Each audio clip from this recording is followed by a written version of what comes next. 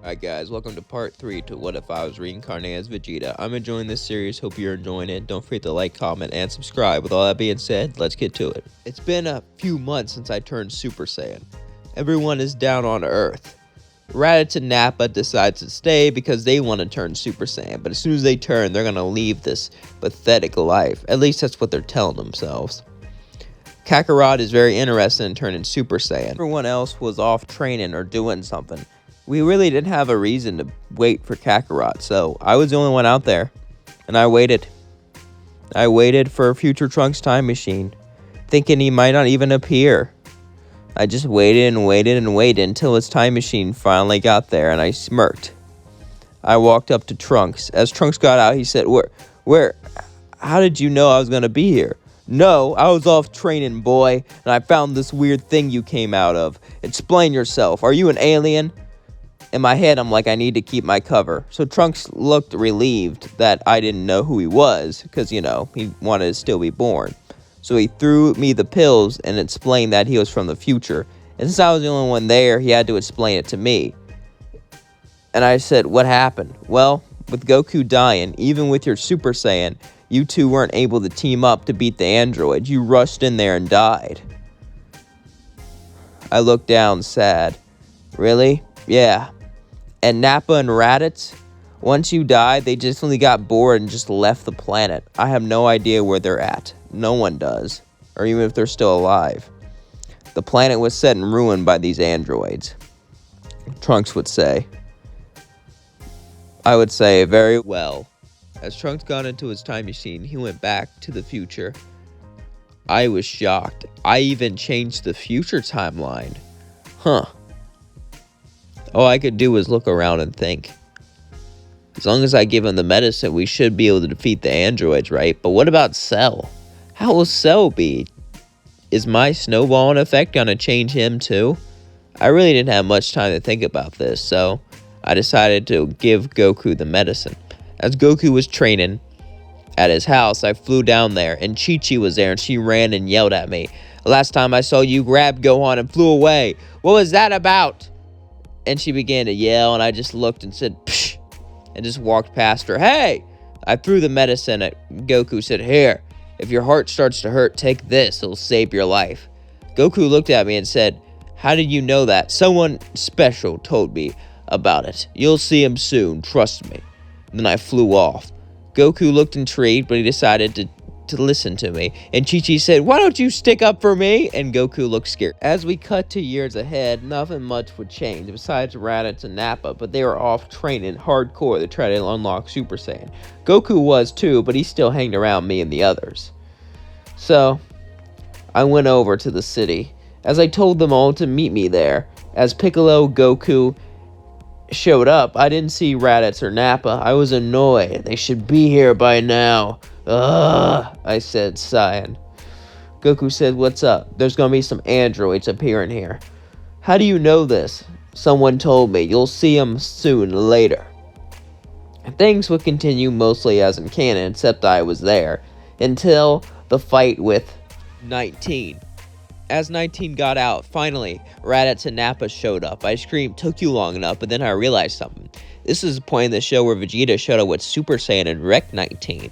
Maybe they have Super Saiyan. Raditz went down and transformed Super Saiyan as they smirked, and he began to battle 19, but something was off. Raditz wasn't winning.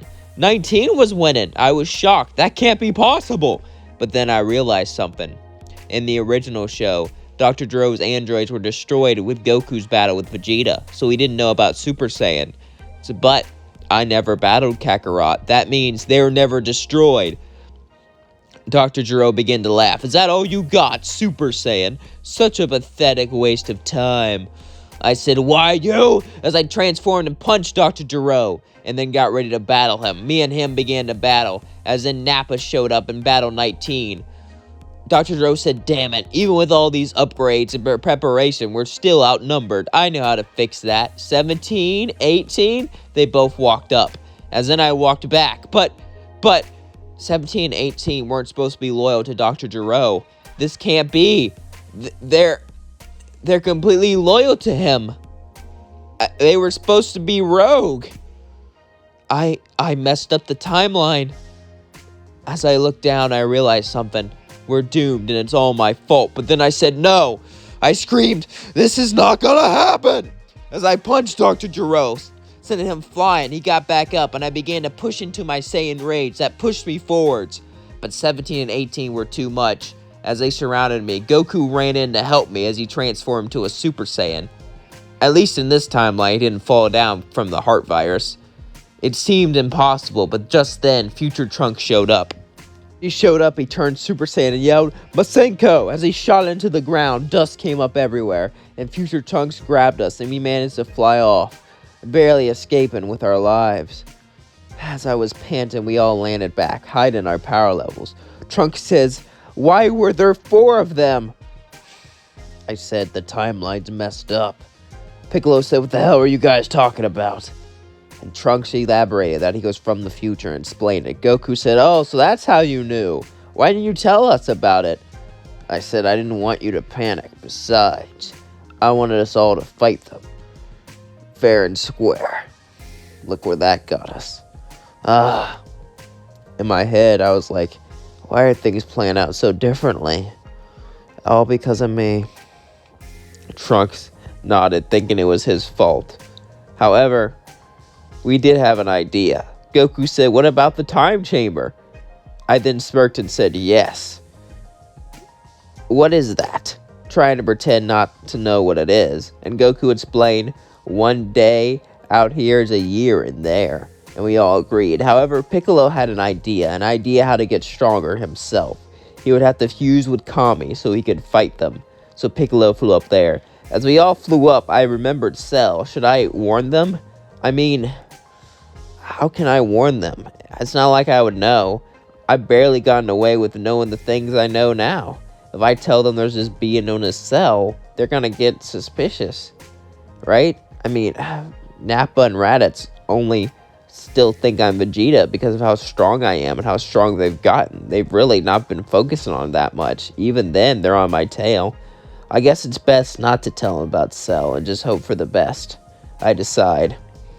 As me and Trunks go into the time chamber, Piccolo fuses with Kami to get stronger so he can fight them. After that, he flies down to go fight them. But as he's flying down, eventually he would encounter Cell. But he wouldn't find a destroyed city, or a city full of clothes, abandoned clothes, when he found Cell. Cell would find him. As he was flying to try to find the androids, and Perfect Cell would walk to him and say, hey, Piccolo, I have a plan. He would look and say, who are you? I am Cell, made up of the DNA of all the warriors in the universe, and I have one goal, to become perfect. I need to absorb 17 and 18. And you are enemies with them, correct? Piccolo would nod. Well, I have a plan. I see you fuse with Kami to get stronger. If you can battle 17 or 18 and distract them, I can hide my power level, then come up and absorb them. Piccolo didn't really trust him, but Cell could have just tried to absorb him off the bat. And he didn't really hurt anyone, and he was desperate in the first place, so Piccolo agreed. So they began to search for the androids. Eventually, they found them. Piccolo would see a city in ruin, destroyed, dead people everywhere. These androids, they didn't care about life. All they did was destroy. All they did was what Gero told them. Gero would be destroying cities to try to draw them out. However, only Piccolo would land. Gero would say, that's it. I wanted Goku. I wanted all of them. I wanted Vegeta. I wanted to kill the first Super Saiyan.